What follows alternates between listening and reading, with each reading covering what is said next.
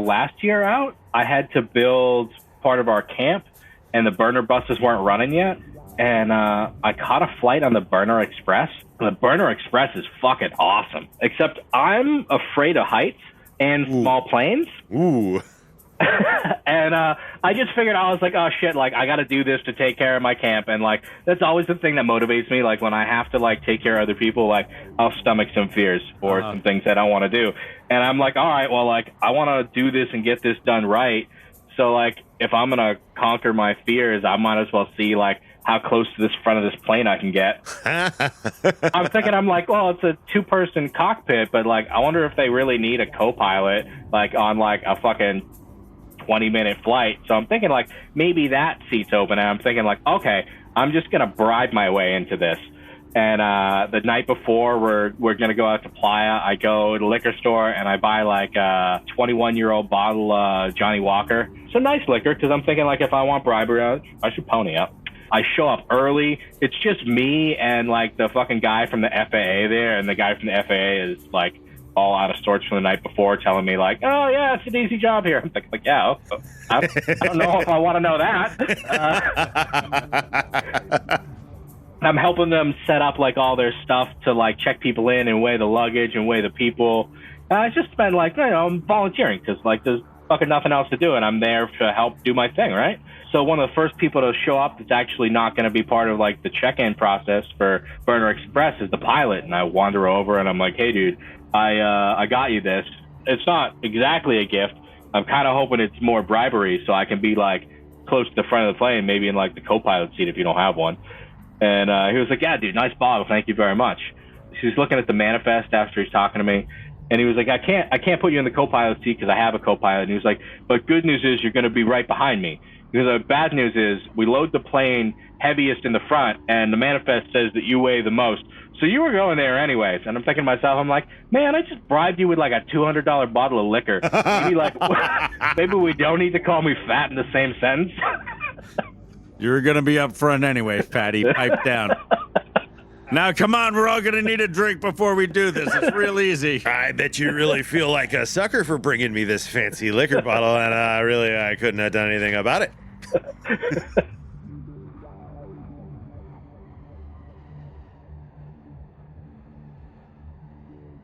Welcome to Accuracy Third.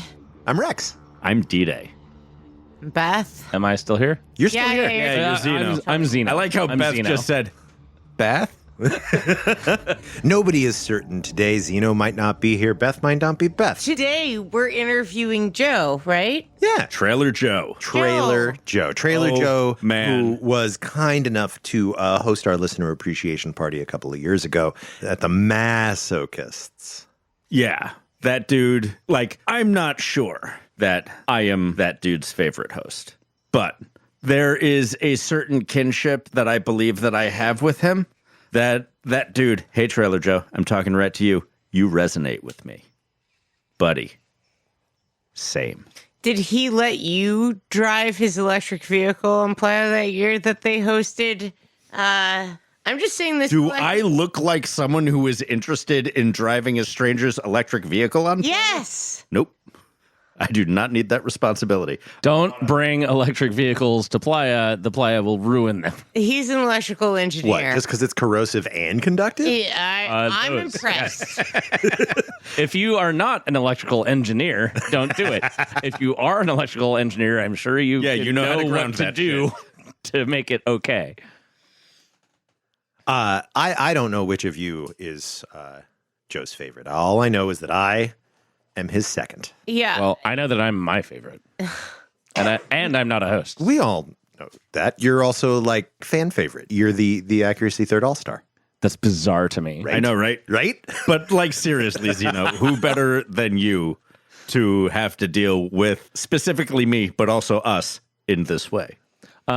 XENO danger evil @gmail.com. I might respond to you. Oh, Trailer Joe. Trailer Joe. Zeno, I have a question for you. I have an answer. It may not be germane. One of the reasons why I feel such a kinship with Trailer Joe is his ability to go to Burning Man for the first time, bite off so much more than he could possibly chew, and like apparently kind of kill it. Yeah. Is there something from your own history or a story that you have heard from others of somebody just taking so much more on their shoulders than they should have as a very youthful burner? Well, and then winning it? No, not necessarily. No. Well, I'm not giving you the. No, but a surprising number of people have actually like signed up for DPW without ever seeing the event and jumped into roles and then nailed it and done better than people that have been there for 10 years. And like, I don't have a list of names because there's so many of them, honestly. Goober, elbow, unguent. Well, there's Agate. Agate. That's a good one, Beth. Come on, Rex, play along. Oof. Yeah, yes, what is not improv. okay, there's Garbage Dick. And I want to clarify, garbage dick is different than poison dick, right? Yes. Good. That's this is important because we've had both of these characters on here, and we need to differentiate. Yeah. Yeah, poison dick, much worse than garbage dick. And also, both of them different than spider dick. Yes. Oh, yeah. Yeah, Spider Dick ain't a piece of shit. He's just a tragic story. It really is. That is, woof, ouchie. Yikes. Yeah, check out our backlog. It is not hashtagged and really, really poorly annotated. Completists, tell us which episodes featured which dicks. You'll get a prize. Who wants to produce our podcast? You can put our shit in a spreadsheet. It's a duocracy. Always has been. Rex, anything you have been explicitly told not to that you did anyway? Like at Burning Man? Wait, you didn't Yes. ask me that question. That's I fine. know. Go we can for get it. It's yeah, fine. You're going to get to that question when you fucking interrupt Rex's shit. I know you. Rex. I have used porta potties that I was explicitly not given permission to. There's that. That's your answer, D-Day. Come at me with questions about breaking rules. That sucks. I didn't ask you a question about breaking rules. I asked you about doing things that you were explicitly told not to, vis-a-vis running a theme camp on your first year of burners who are all traveling across the country from Boston. Well, I mean, that's one of the rules. That's like, don't make life decisions at That Burning what Man. Joe did? I'm sorry, I haven't heard this audio yet. This is Trailer Joe. Holy shit, that's so ballsy and terrible. Trailer Joe Just takes fucking wait, man. real big bites. Fucking wait, everyone. Big bites. Don't. Actually listen right now. Swing hard. Swing hard.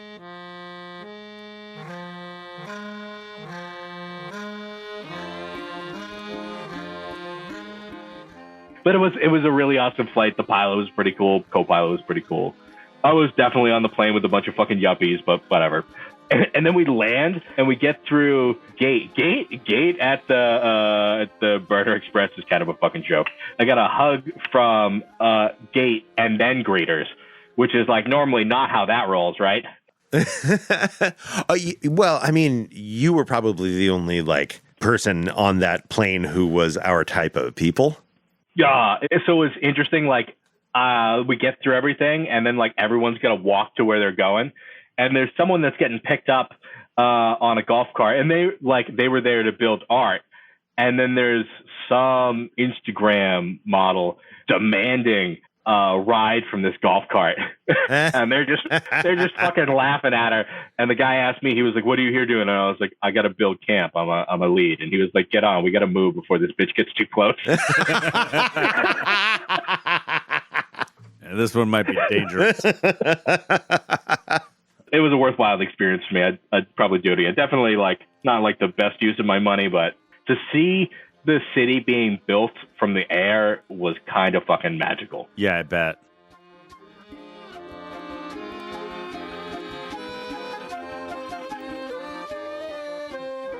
He's in the board. Great. Joe, you're in the board. Excellent. It has been too long since I have heard those voices. Aw. Well, listen to the fucking Wait, show. yeah, what the hell? Yeah. I thought you were a fan. All right. Well, when they've responded to me. Yeah, you're just not listening to the podcast, right? Do you have a playa name, Joe? Trailer Joe, or just Trailer. Oh, Trailer Joe is good. I've been fucking up trailers since day one, and it has been very consistent. Do tell. Oh, we need to get you a plaque. fucking up trailers since 2000XX. Yeah, and I need to be able to just add one for every year I fuck up a new trailer. Oh yeah, we'll get you a little one of those embossing dies with a little camper on it, and you can just like pound another one into the plaque. Oh, that sounds wonderful. I vote for chevrons. I think that like adding a chevron for every individual thing that you do is probably pretty good. Adding chevrons, not just for lieutenants anymore. Yeah, wouldn't adding a chevron indicate that the trailer that you're destroying is like been Does it outrank promoted? me? Yes. Does it matter? No. some kind of officer class? Captain Trailer. He's Joe Trailer. Yeah, I feel like I am captaining the trailer, so it's okay. I like it. I think captain is the one rank that you are permitted to just carte blanche give yourself at Burning Man. And actually, I'll be driving a boat this year out on Playa if my half-ass projects come to fruition. Like a boat on wheels or like a station wagon from the 80s? No, like a boat on wheels. We went out to Loveburn and we built one of the Turtle Ark cars that Turtle Ark Guardian started building. And it was a hit out there. And then I got home and I was like, I'm going to build one of these because I helped my friend build the first one.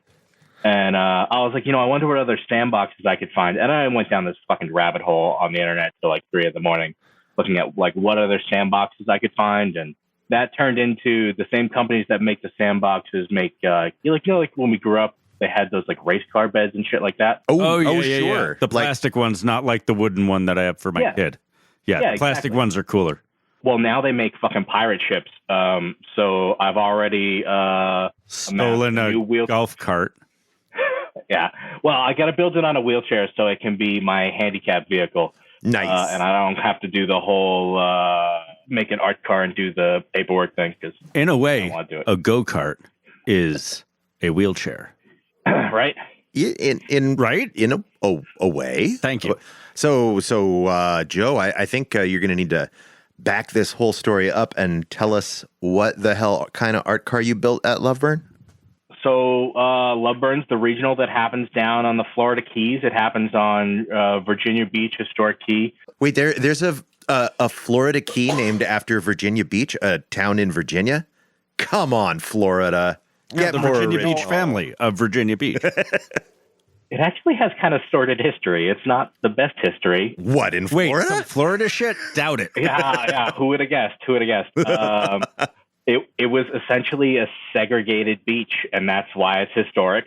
Oh, God. And they gave it to them because it had jellyfish and no bridge to go out to it, so it wasn't ideal for everybody else.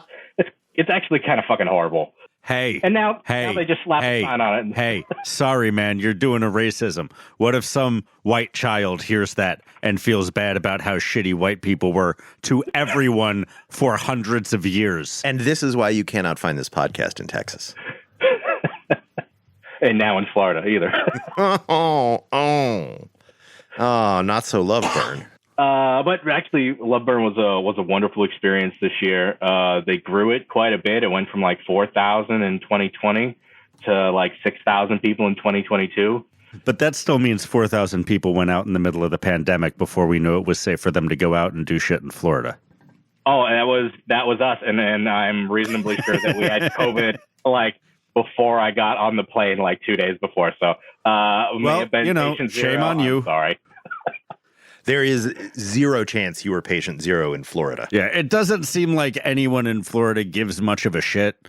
So, like, as mask on as I still am, I do think there are zones that you can go into and, not for shame about not going along with the rest of society, but just they don't give a shit. Why should I give a shit? I already had it. If I pass it to you fucks, then I pass it to you fucks. Not very humanist, but understandable.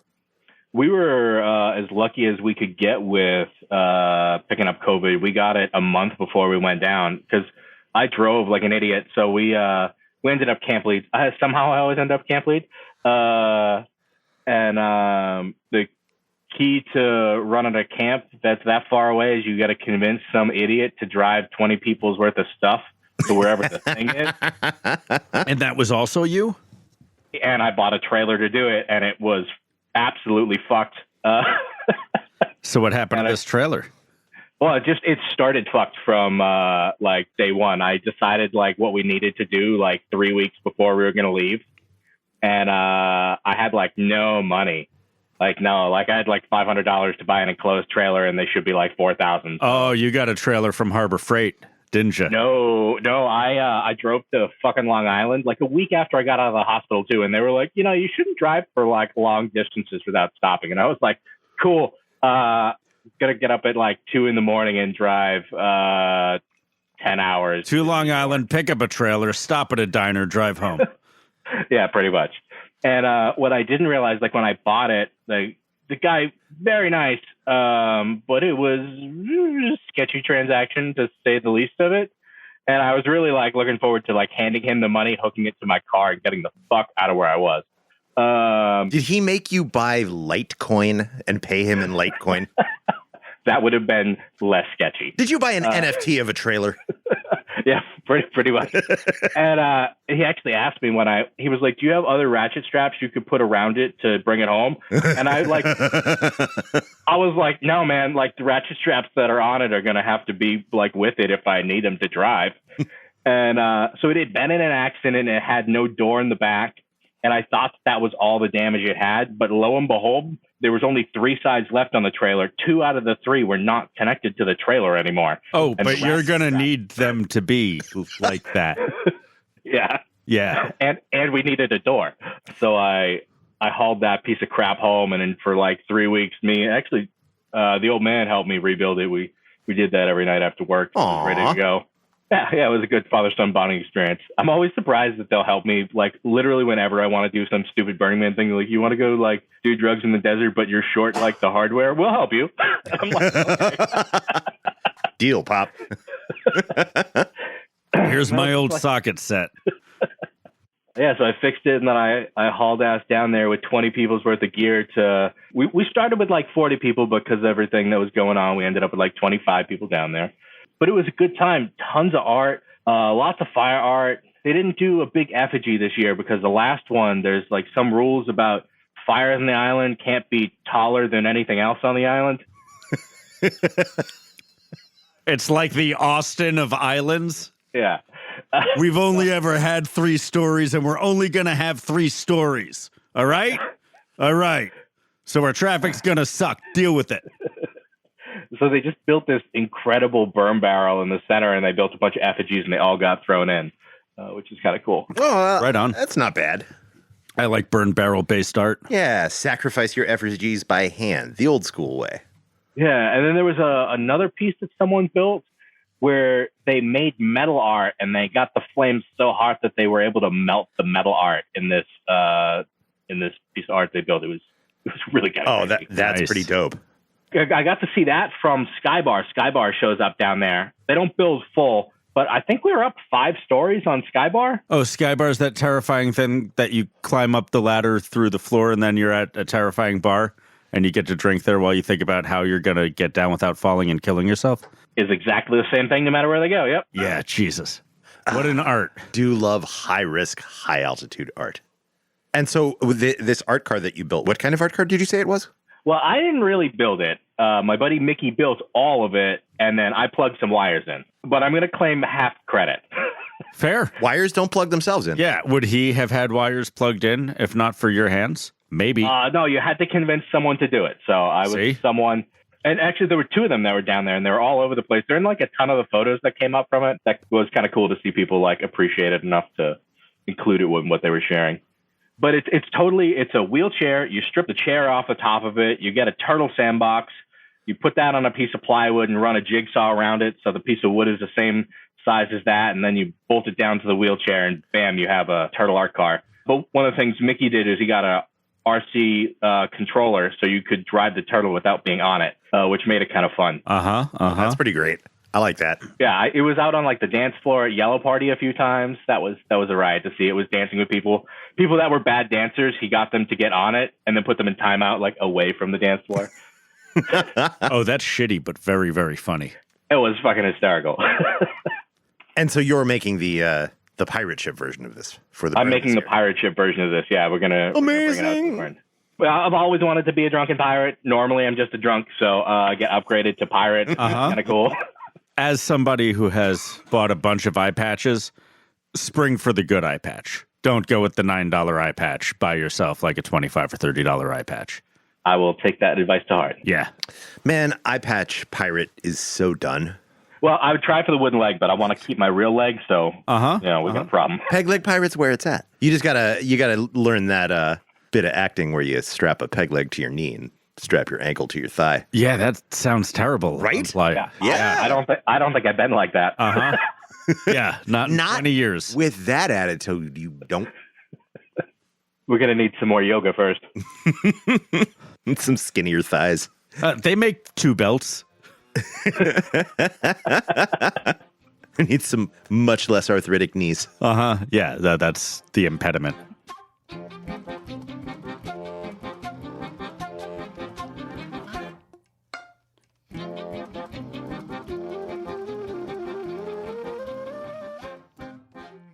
I would totally take it as a burn theme, though. I'm a little pissed that, like, I found the Burning Man culture after Cargo Cult. So, like, I feel like... Dude, nobody got it. Nobody got it at all. The art sucked that year. Nobody fucking... Like, the people that didn't know also apparently don't have Wikipedia. I feel like it could have been a great theme. Yeah. Yeah, it could have been. Instead, it was, like, a lot of khaki pants. It was tiki bar theme. In the same way that Floating World suddenly became pirates. Yeah, well, I'm looking forward to another year of spiritualism being the theme. Imagination. Like, even colors would be a better theme. This would actually be a great year to do a theme camp where you give people Ambien and then keep them awake. Sure. Yeah. Waking dream. Very good.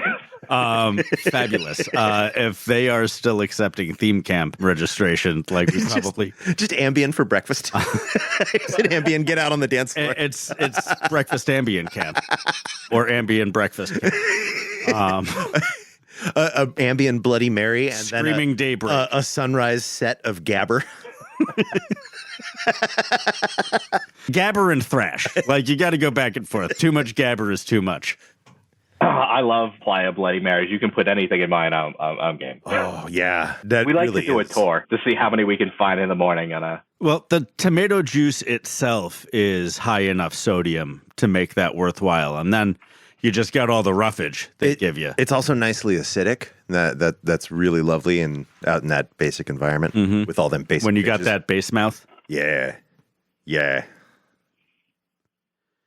So, Joe, if we don't start telling Burning Man stories, this is just going to be a burn barrel episode, which is fine.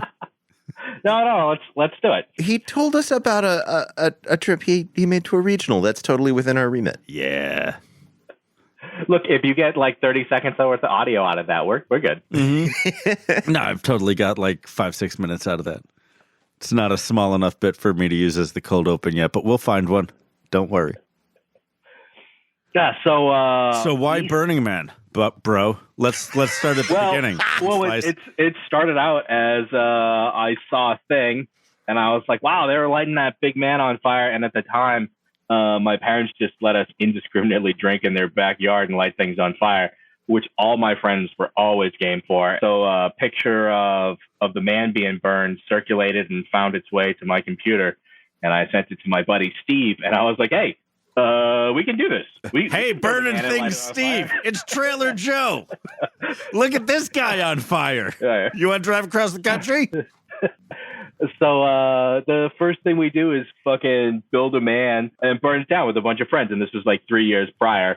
And that kind of like set the idea in my head.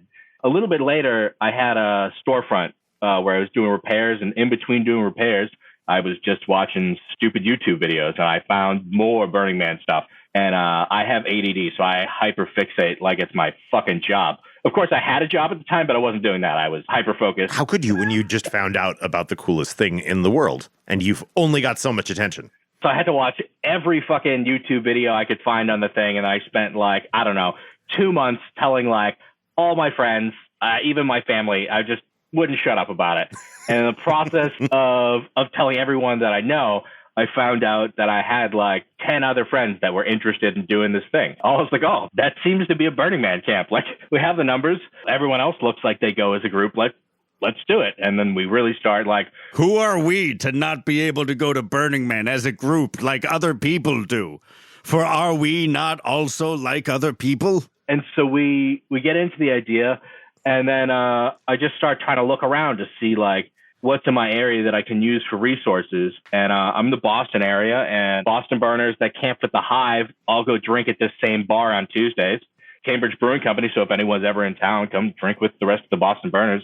We're normally at least a semi-amusing time. And I went there and I met immediately, like the first person I ran into was one of the camp leads for Automatic Subconscious. And we instantly started talking. He was asking us what we're interested in. And I'm telling him, I'm like, oh yeah, like we're a whole group of people that have never been before. I've never been before. I want to take these people with me when we go out and do the Burning Man thing. And he was like, don't do that. That's stupid. Yeah. What was their suggestion? Oh, don't.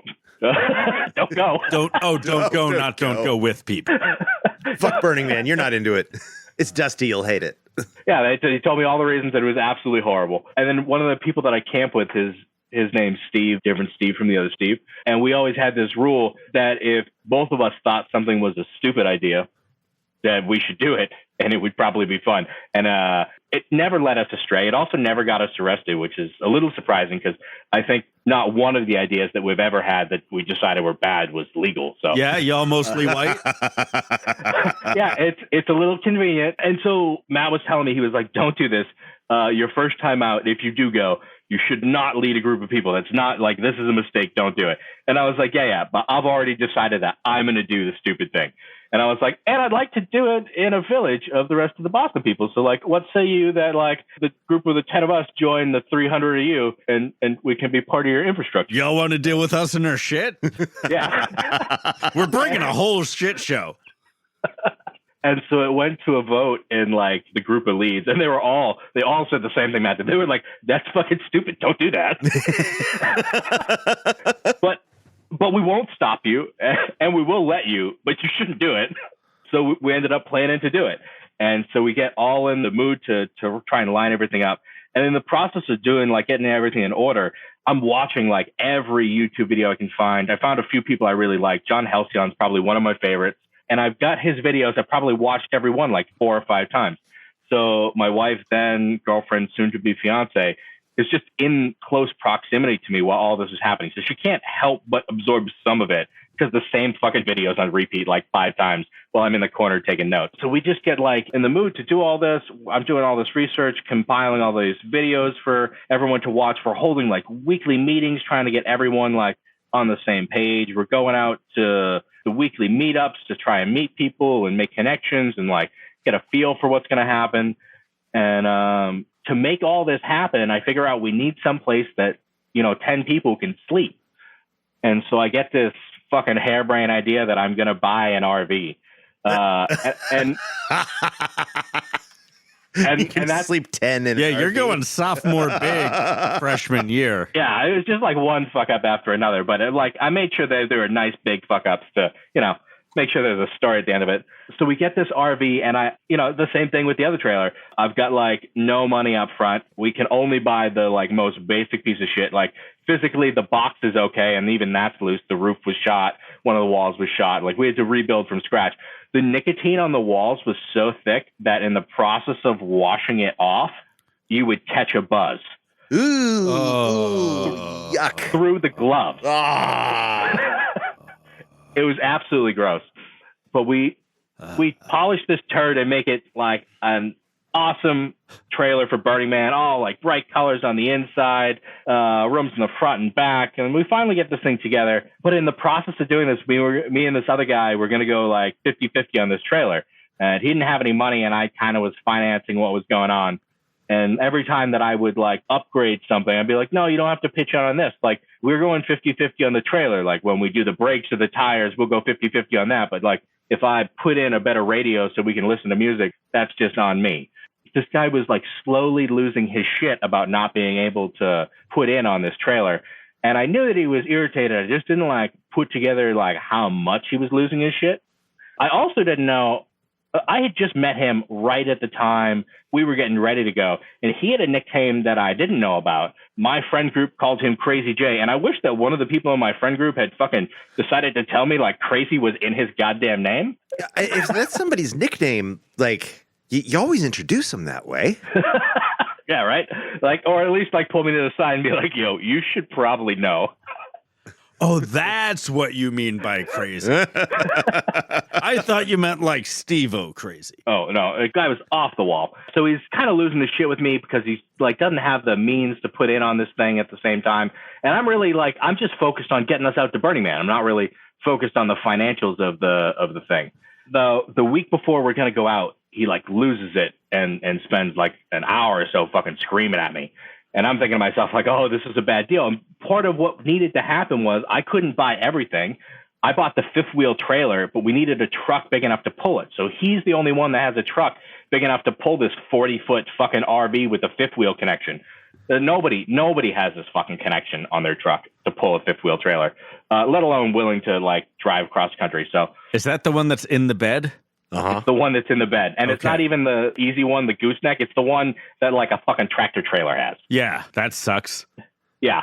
So we did that because it's a better tow. And we figured since we're going such a long distance, we cared about that. And so what, you line it up and then like kind of hit reverse so it pops in place? Yeah, pretty much. And, great. Well, then I know how to use one. Yeah. Imagine a ball My hitch but in actually reverse still- and like 12 times bigger. Yeah. Now that you know how to use it, come help me get mine still in fucking Gerlach. I'll be passing through there in just a couple months.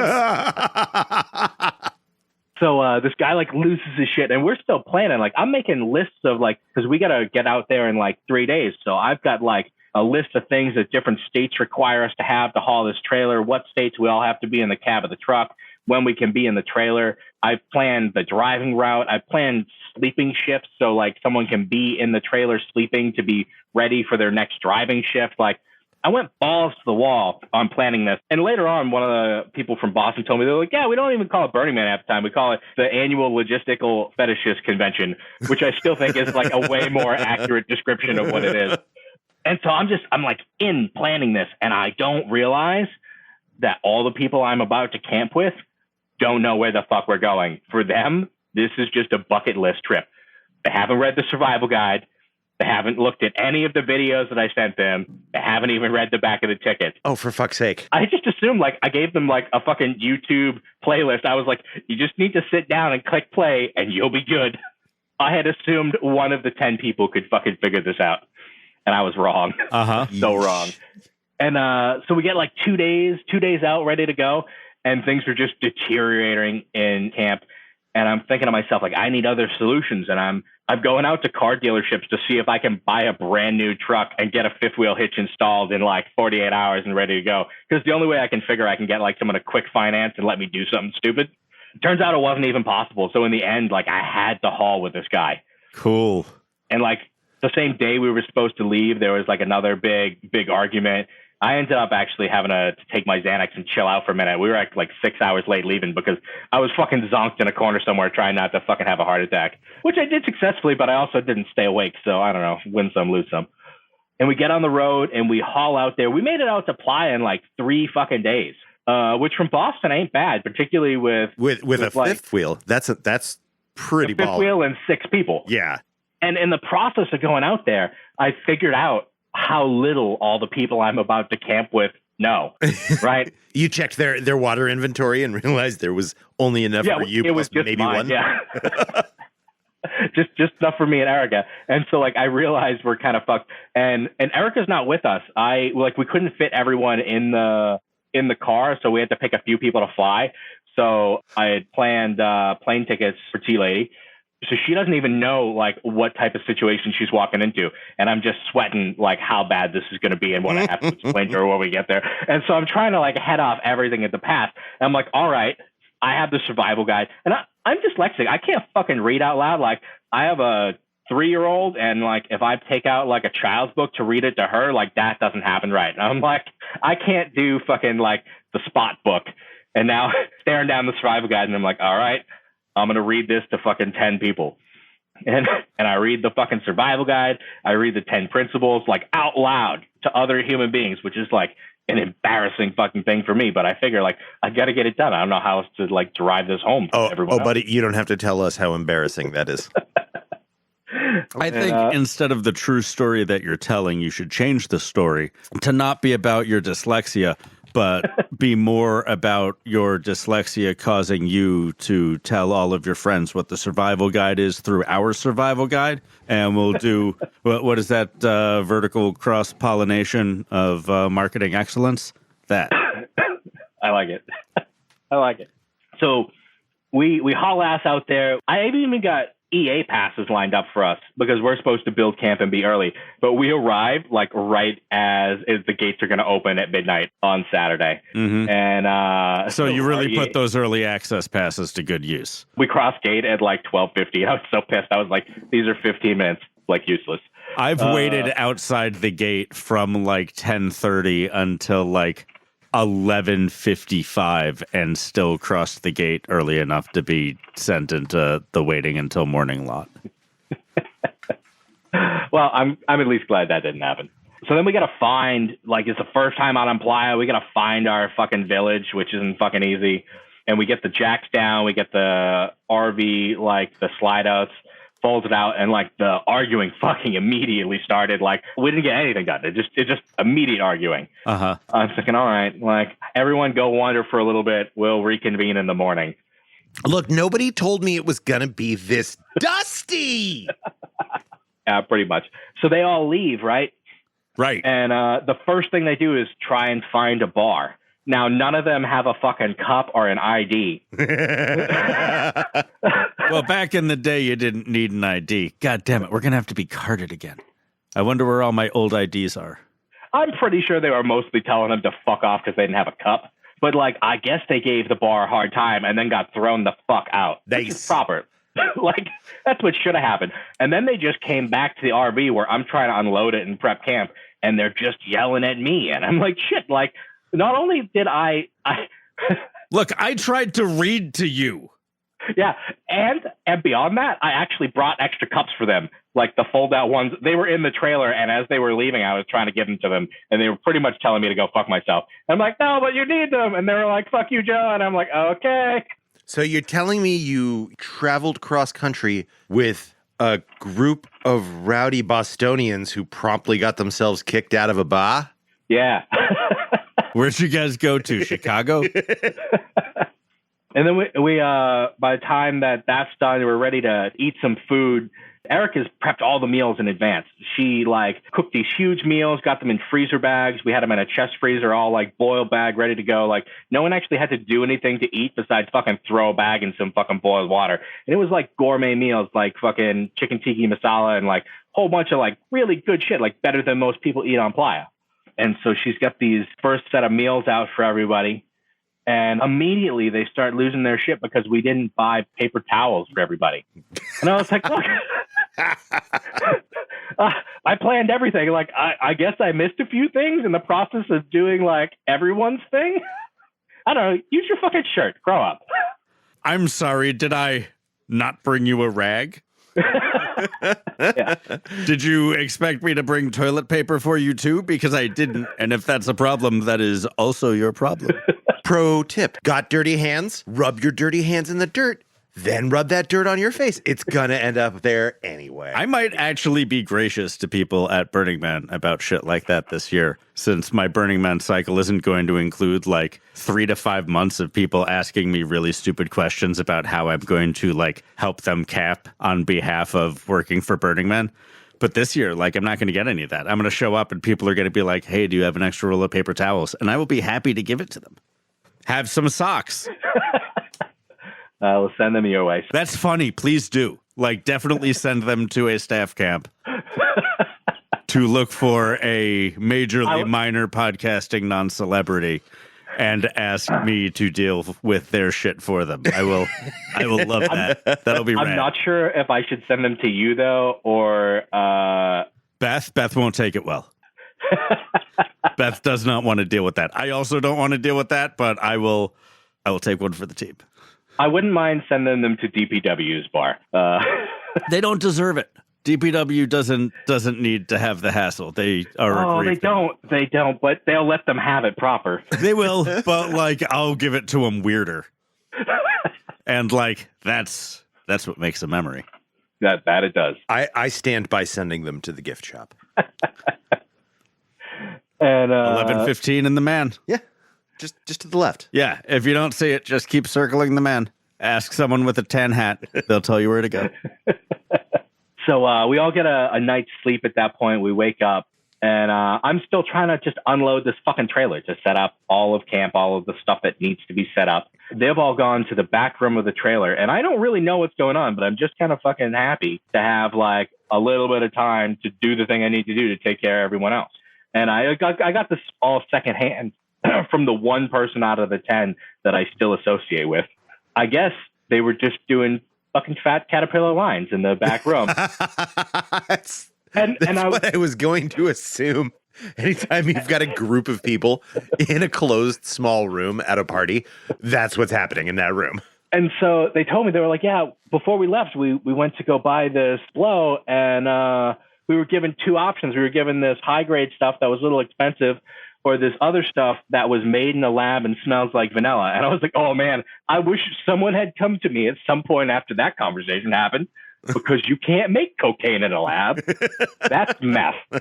That's meth. No, man. This is vanilla-flavored detergent. Pop it up your nose, dude. So they spend a fucking full day doing this. In the meantime, I've exhausted myself. Just vanilla meth? You can make meth vanilla? People are vanilla-ing meth? Yeah, and your campmates did a bunch of meth, and then you had to do all the work. That doesn't make any sense. I think you did the work you would before think they would have had the energy to help. Right? Uh-huh. So I exhaust myself and I go to sleep. And then I get woken up maybe like a few hours later, and the trailer is like rocking like a lot, and not like someone's fucking in the trailer. Like something bad's happened, like there's a fucking hurricane. So I'm like kind of drowsy. I like wander out of the trailer. This fucking Black Rock Rangers all around. I'm thinking like, that's not a good sign. Oh, Jesus. God, were they also doing meth? Well, they don't tell. So Redacted. You don't know. Redacted? Yeah. Redacted. So they're trying to reason with this guy who's just hooking his truck up and leaving. And now I'm just... Wait, he's taking the trailer that you're sleeping in? Nope. Oh. Worse, I actually would have been okay with him taking the trailer, to be 100% honest. But you were sleeping in it. Yeah. Okay. No, I would have been fine being kicked out, and he could have had this fucking trailer. Oh, sure. So he unhooked his truck from the trailer and fucking bails and goes home to Boston. Oh, wait, but now you have that trailer at Burning Man. Now I have that trailer at Burning Man, and like I've watched every video, like, and I've even been told, they were like, hey, like sawdust on the ground is a problem. We don't leave watermarks on the ground. That's a problem. And I'm looking at the trailer going to myself like, oh man, that's like a lot bigger than sawdust. Oh yeah, that's some big fucking sawdust right here. And of course the village like barely let us sign up to camp with it. And I'm like, oh man, like they don't want to adopt this trailer. Yeah, not only are you not going to be able to camp in this village anymore, you're going to have this village won't be able to come back. Is what I'm thinking. You're going to have to move. You're going to have to go to Texas. I was almost the 747, or the 747 was the 747. And so, like, I'm just, like, borderline mental breakdown. Like, none of this has even been remotely easy up to this point. And it's just getting, like, every hour, it's just getting progressively worse. So this guy up and leaves, and the rest of the campers are in the camper telling me that this is all my fault, and I need to be responsible for them. I need to buy them plane tickets to get them home. And I'm thinking to myself, like, how the fuck am I going to buy plane tickets? I can't even make a phone call, let alone also, like, fuck you, I'm not going to buy you plane tickets. Like, I don't know how I'm leaving. I don't know how this trailer's leaving. Like, fuck you, figure out your own thing. But we want money! We don't know how to solve our problem, but we do want your money. So I just immediately start going out. Getting drunk. Staying out of camp. I'm looking for a solution. And I just kind of fucking wandering the desert. Now, I haven't seen any of Burning Man at this point, and we're like already 2 days in. And I spent another 3 days kind of wandering the desert. And I had some really cool experiences. I wandered into still one of my favorite groups of people, Celtic Chaos. They're kind of fucking awesome. It's like 200 or 300 Irish men and women. The majority of them fucking fly in from Ireland. I don't know how they pull off their logistics. The year that I was out there, they were lifting this big sculpture into the sky that received radio beams from space and then beamed something back out. It was like 3 stories tall. I had heard this rumor that these people had, a truck with the hitch that I needed. So I'm like, I'm going to go find them. And I like pull up to their bar and they're like, oh yeah, the guy that has the truck isn't here yet. So like hang out and drink with us for a while. Never trust some occultic Celts. I know that. Yeah. Right? Have you woken up with a mouthful of ashes one time too many? Yes. I thought you were just going to say one time and I was going to push back on that, but you said it right. I'm drinking at their bar, and even like this part was kind of amusing to me. Like I'm like an hour into drinking before Rampart shows up, and they're fucking pulling this guy out of a car, and I'm like slowly getting the story from other people. He just got wasted the night before, passed out in a car with all the doors closed and the windows up, and the sun came out and just fucking roasted the guy. Oh no, he wasn't conscious. Oh yeah, you can kill dogs like that, and babies and grown-ups. Yeah. So they're fucking wheeling him off on a stretcher. And this is like how my day is starting over there. And they're like, yeah, he'll be fine. And then we continue on. The guy with the truck comes back to camp and like, I'm ready to ask him. And before I can ask anything, he's like, oh yeah, I'm working on this art project. You want to come help? And I immediately think to myself, I'm like, yeah, man, if I'm going to ask for a favor, like maybe I should not be a useless piece of shit first. Hell yeah. So I go out and I spend the afternoon raising this sculpture. I'm not really doing anything besides holding a perimeter, but this is my first experience out in Playa seeing sculptures in the open, and it was really kind of magical. I enjoyed it. I forgot about everything for a while. It was that part was great. And we make it back to camp. And before I can ask the guy about the trailer, the guy from earlier comes staggering back. He's got his fucking shirt cut open. He's still got the patches from the EKG on him. He's got one shoe. And he staggers up to the bar over here. He's like, I need a drink. And I'm thinking to myself, I'm like, damn, I don't know if you should have one, but I guess if anyone earned one, it fucking is you. You should go over there and maybe argue with him about it. Let him know that it's okay to not have a drink right when he gets back to camp. So, I mean, the thing is, if you're Irish and you get blasted Celtic, fine. It's a perfectly sane strategy to go pass out in your car. It's not like you're ever going to worry about the sun. Yeah. He will now. So they pour him a shot, and I get to ask the guy, I'm like, hey, man, any chance you could use your truck to, like, get me out of Dodge? And I tell him what's going on. He was like, dude, I would help you. The truck fucking broke after we got into Playa. Oh, my God. Yeah, so if you can fix that truck. Yeah. Did your first Burning Man turn into a series of fetch quests? Yeah, pretty much. It was one quest after another. And so as I'm running all around Playa trying to find a solution for this, Erica's trying to make sure things don't like devolve anymore at camp, and then periodically coming to check on me because she knows that I've been at my breaking point this entire fucking time. Like literally since before we left, I was ready to like curl up in a ball. She just kind of like checking on them, checking on me, checking on them, checking on me. And she comes and finds me like right as I'm ready to leave this place. And we're ready to wander back to camp. And on the way back to camp, we see the Talk to God phone booth. And I can see someone in the phone booth having this lengthy conversation. They're laughing. It seems to be like a good experience for them. And I was like, oh, that's kind of neat. Like maybe I should stop and art for a minute, like try and take in some of this. Maybe this would be a good place to get some advice. They seem to be doing okay with advice. Like I'll try to get some advice. So they hang up. I go in the phone booth, pick up the phone, and I'm like, hello, God, because I don't know anything about this. I don't know if it's a gag or whatever's going on. Or if it's really God. Yeah, you're from Boston. It's really God. Like, I get it. It's fucking be anything at this point. And there's no one on the other end of the line. Just like God in my experience. But I get a vent, so I fucking tell my story anyways. And I'm ready to break down. And I'm like, hey, like, I don't believe in you, but if for a minute you would believe in me, this would be like a great point in time for you to do that. For truly you are carrying me right now. Yeah. And I kind of feel dejected. I hang up the phone, I leave. After I leave the phone booth, I watch the next person go in and pick up the phone, and they seem to be having a fucking conversation. So now I'm like, oh, this is fucking perfect. They could just be talking to an empty line too, weirdy. You're the only person on Playa deranged enough to talk to no one in a phone booth.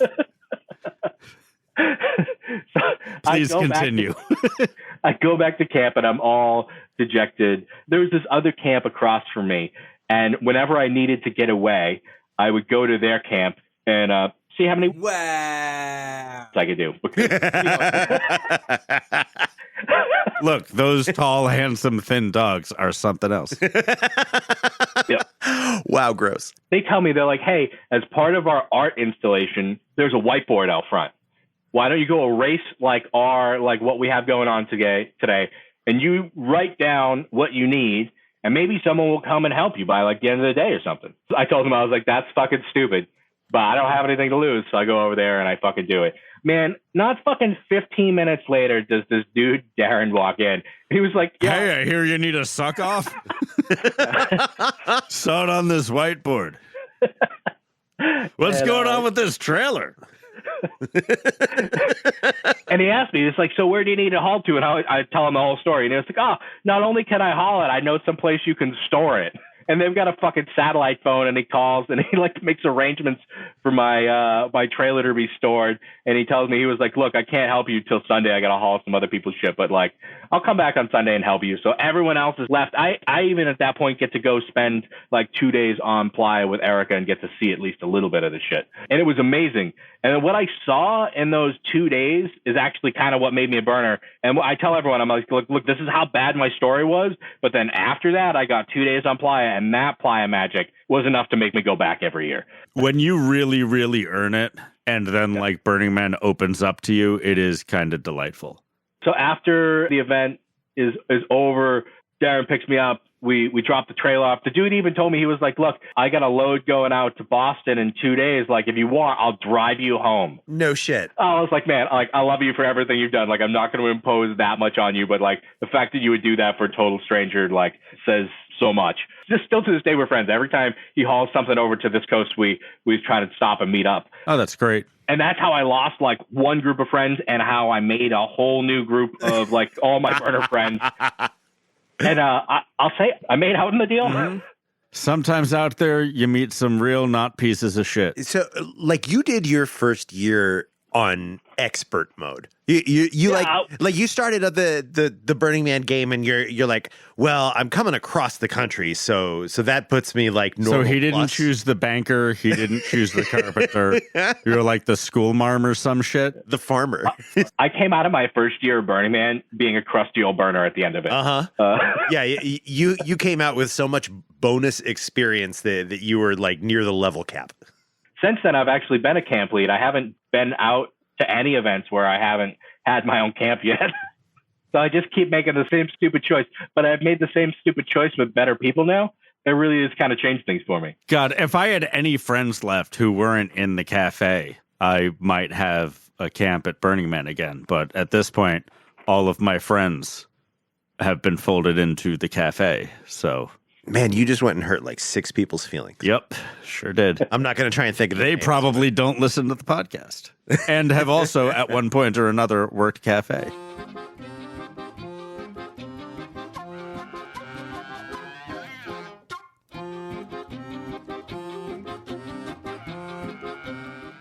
I actually found an artist I really liked at Loveburn, which is kind of cool. There's this guy that does chainsaw portraits. Glenn Richardson, dude does these chainsaw portraits. Erica was able to get his attention, and she was telling him like, hey, dude over there is like super fanboy, because I've been trying to get his attention for a minute, but I don't have tits that are quite as nice. I have them. They just don't work that well for getting attention. We showed up at Glenn's camp like an hour before he was going to do our portraits the next day, and just sat around drinking beer, which I wasn't like entirely sure is what we should be doing before he was going to like whip out a chainsaw and carve us like 2 feet away from us. Oh, Glenn also was drinking beer. Oh yeah. Oh yeah. Good. And Erica's telling Glenn, he was like, yeah, we're out here because it's kind of our anniversary. We're on like 12 years together. And so dude ended up doing a couple's portrait. And so he like carves these 2 separate portraits that like interlock. And then you go out and you put this huge rosebud torch to everything to like give it some color to it. And then he like sands it out with this big metal brush to get the tones between the light wood and the charred areas. It was this really cool experience. And we have this like wonderful piece that's up in our kitchen now. And nice. It's kind of like, I'm a huge fanboy of his work. So to have that hanging in my kitchen is pretty fucking cool. So you had that done at Love Burn? At Love Burn. Yeah, there's nothing like coming home from a burn with art. Art swag is good swag. Uh-huh. We've got a bunch of art swag that we get to hang up in the new studio finally. I love my swag. I'm trying to get more patches at the moment. I decided that I'm making motorcycle vests, like MC style cuts. Nice. Erica keeps trying. She's like, "You're gonna get hurt." And I'm like, "Yeah, maybe, but it'll be worth it." Yeah, but I am holding an anodized chain, so I might be the one who hurts them. You won't get hurt as long as you make it look silly enough. Yeah. Well, I mean, I'm not gonna put any MC logos on or anything. Like, I know what not to do. You're not going to be the Hell's Satans? Yeah. No. We're not gonna step on anyone's toes here. Not claiming any territory, not doing any of this stuff, but I did have like logos made up for like our camp and our village, having those done. So like, I'm really only going to have one patch to put on there. And it's one that you guys gave me, one of the safety third patches. Hooray. You guys will be my first patch on my vest. Nice. We'll make new ones for this year too. And I'm kind of thinking just for myself, maybe I'll make some Nazis fuck off patches or something like that. I like it. Yeah. Patches are definitely my favorite swag out of all the stuff that you can get. Yeah, 100%. It is totally like giving someone a job, though. I was just going to say, it's like homework. Yeah, I just ran out of patches. Like, I spent the last 2 months putting the last of my patches on the last of my shit. And now I am done with patches. Stop typing. Motherfucker. I went and got a suede Bavarian coat to put all my patches on, glued all the patches on it, and then they canceled Burning Man again. It's just sat in the closet. I was totally reasonable about it. I bought the embroidery machine so I could make patches. Oh, damn. Damn, son. I don't know how to use the fucker. Uh-huh. But it stares at me on my workbench.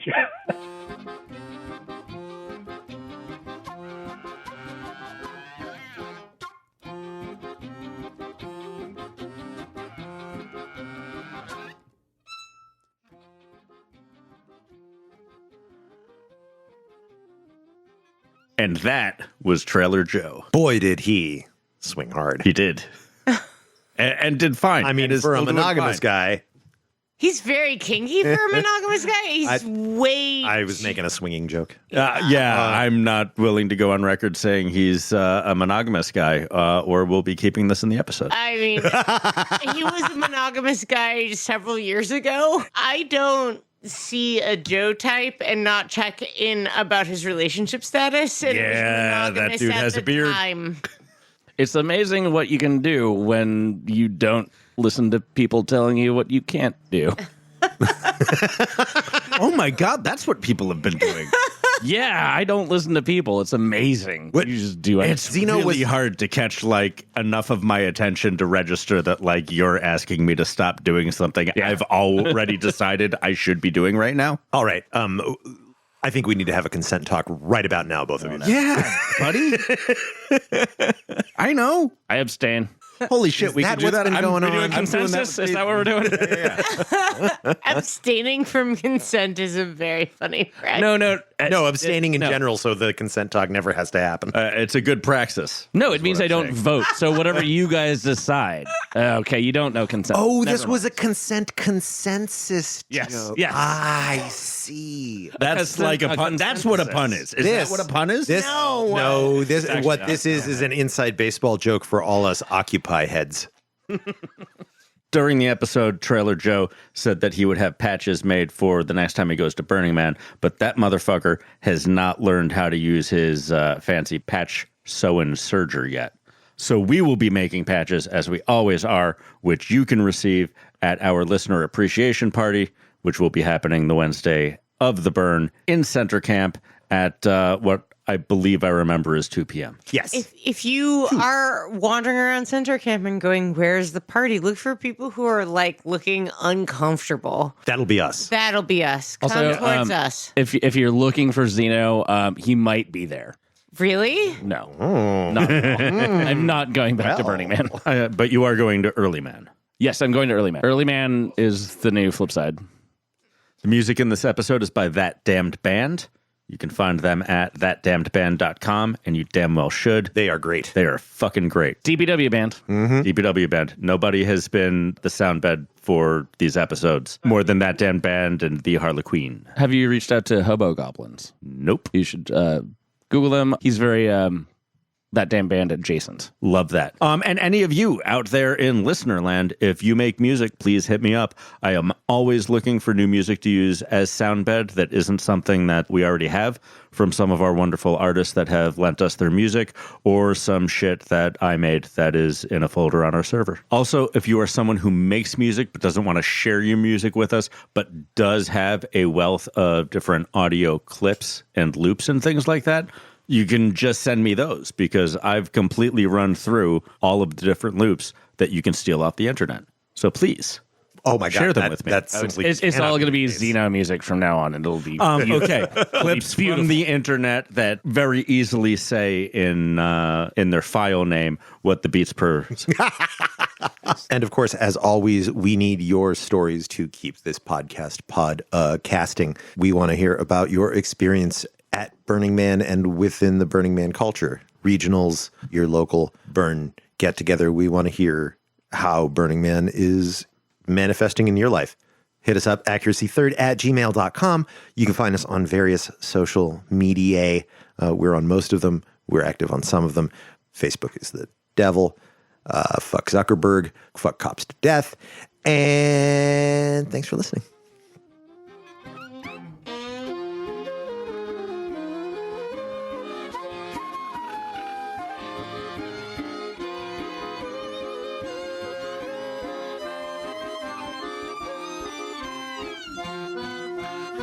I experienced my first bit of nudity at Loveburn. I normally don't run around with my dick swinging out.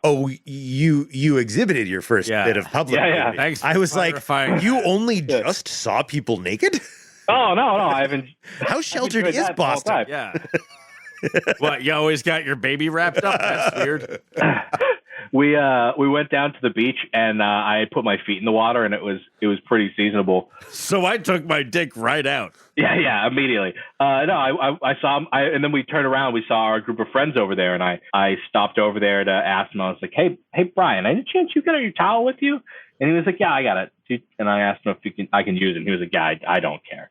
And I was like, "Okay, cool." And so there's me fucking running balls out, as nude as I can be, right past the wife, who has never seen me do anything like that. I could just see the look of shock on her face as I went cruising by with my junk out, and that brought me a lot of joy. It's nice. I don't know Like, if I've dated anyone like being naked on the for beach. more than a month or so before they've seen me running around in Delecto. in public. Yeah, He's talking about in public. yeah. I'm We got a assuming. pretty long dark street, bro. I'm assuming his old lady done seen him naked. What that they got a baby and Several, so she's had to have at least seen it twice. Well, that's good. I mean, keep working toward upping those numbers. Keep talking to the same person, same time, once a week. 20th anniversary, baby. We're leaving the lights on tonight. You're not gonna believe it.